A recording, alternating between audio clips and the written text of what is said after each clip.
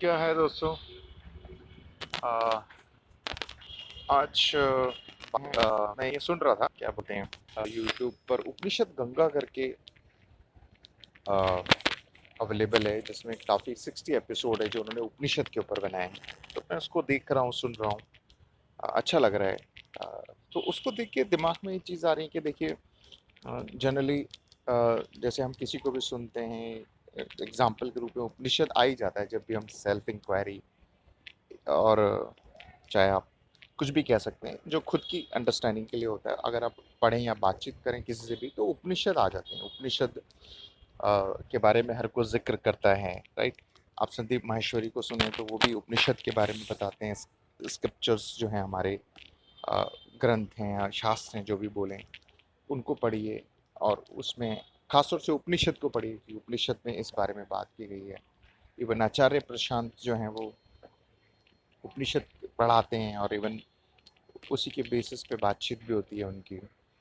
और तो उपनिषद एक बहुत क्या बोलते हैं, इसी पे बेस्ड हैं, सेल्फ इंक्वायरी पे ही बेस्ड हैं, जो कि हमारे ऋषि मुनियों ने उनको लिखा था। तो उसको उन्होंने 60 एपिसोड्स में समझाया है ना। छोटे छोटे 20-25 मिनट के एपिसोड्स हैं, काफ़ी अच्छा है, आप यूट्यूब पे देख सकते हैं। तो उसमें एक एपिसोड जो है, आई थिंक फोर्थ एपिसोड है, वो देखा मैंने, अष्टवक्र के ऊपर है, अष्टवक्र के ऊपर है।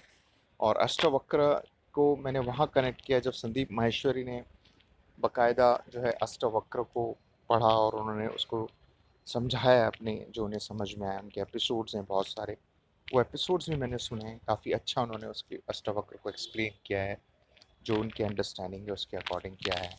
इवन अष्टवक्र संहिता जो है वो, उनकी स्टोरी भी मैंने सुनी थी कि भाई अष्टवक्र को या वो भी समझाते हैं, संदीप माहेश्वरी हो गए या आचार्य प्रशांत हो गए। तो अ, उसमें अष्टवक्र के बारे में बात है, तो उन्होंने 20-25 मिनट में बताया अष्टवक्र कौन है, और कैसे उन्होंने राजा जनक के साथ और जो भी बातचीत हुई है उनकी। तो काफ़ी अच्छा लगा, क्योंकि जो चीज़ आपने पढ़ी होती हैं, समझी होती हैं, उसे आप वीडियो फॉर्म में देखते हैं तो और अच्छा लगता है, और अंडरस्टैंडिंग क्लियर होती है। तो मैंने वो अच्छा लगा, तो मैंने कहा आज अष्टवक्र के ऊपर ही हम, अष्टवक्र संहिता के ऊपर ही बात करते हैं। और जो है, तो अष्टवक्र को आप पढ़ सकते हैं। संदीप माहेश्वरी के भी एपिसोड्स हैं। इवन इवन ओशो ने भी, अगर आप देखेंगे तो ओशो ने पूरा एक अष्टवक्र, जो बहुत सारे एपिसोड्स हैं जो उन्होंने अष्टवक्र के ऊपर बात की है। फिर वहीं ओशो को आप सुनेंगे अष्टवक्र के ऊपर, तो वहाँ पर उन्होंने जय कृष्ण मूर्ति का जिक्र किया है। जब अष्टवक्र की बात चल रही है, आप ओशो के एपिसोड देखिएगा, यूट्यूब पे डालिएगा ओशो अष्टवक्र संहिता या गीता, तो आप उनके एपिसोड बहुत ध्यान से सुनेंगे ना ओशो के।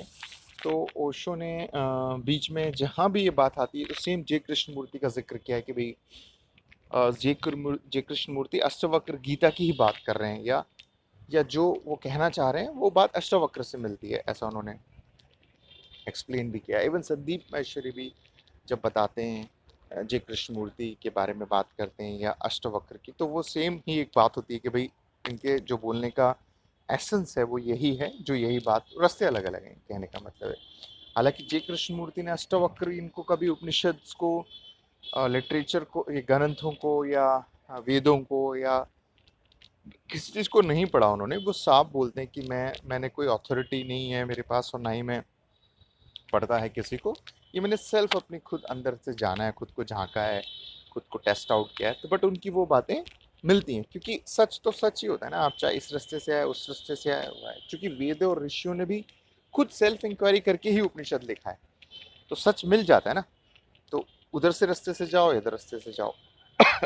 तो कुल मिलाकर के अच्छा लगता है, आप सुन सकते हैं उनके एपिसोड्स, काफ़ी अच्छे हैं। 60 एपिसोड्स में मैं कुछ एपिसोड सुने हैं, फिर अभी और सुन रहा हूँ। तो अ, अष्टवक्र से हमें काफ़ी क्लैरिटी मिलती है कि अ, समझने में इन सबको। अगर आप जय कृष्ण मूर्ति को सुन रहे हैं और उनको समझना चाहते हैं तो वहाँ अष्टवक्र गीता हेल्प करेगी, और संदीप को सुनेंगे तो वहाँ भी बड़ी हेल्प मिलेगी। तो आई थिंक आप ओशो को भी सुन सकते हैं अष्टवक्र गीता में, तो काफ़ी अच्छा है। मतलब काफ़ी क्लियरिटी मिलती है। जैसे कुछ लोग जो होंगे, या जो इस बारे में इंटरेस्टेड है सेल्फ इंक्वायरी में, और उन्हें लगता है कि यार हमें बहुत एक सिंपल फॉर्म में, एक एक इंटरेस्टिंग फॉर्म में बात समझ में आ जाए तो हम समझ पाएंगे। शायद हमें उतना फोकस नहीं हो पा रहा है या हम उतना डेप्थ में नहीं जा पा रहे हैं, इनसाइट नहीं जा पा रहे हैं, तो वहाँ पर ओशो ने जो अष्टावक्र गीता बोली है वो सुन सकते हैं। उपनिषद गंगा के एपिसोड्स देख सकते हैं। संदीप माहेश्वरी का सुन सकते हैं अष्टावक्र। तो वहाँ से काफ़ी हेल्प मिलती है मतलब समझने में। तो चलिए, मैंने कहा वो एपिसोड देखा, तो और भी एपिसोड देख रहा हूँ, आगे आगे शेयर करता जाऊँगा जैसे जैसे मुझे अच्छा महसूस मतलब जो जो समझ में आता है। चलिए, सुनने के लिए बहुत बहुत शुक्रिया, बहुत बहुत धन्यवाद।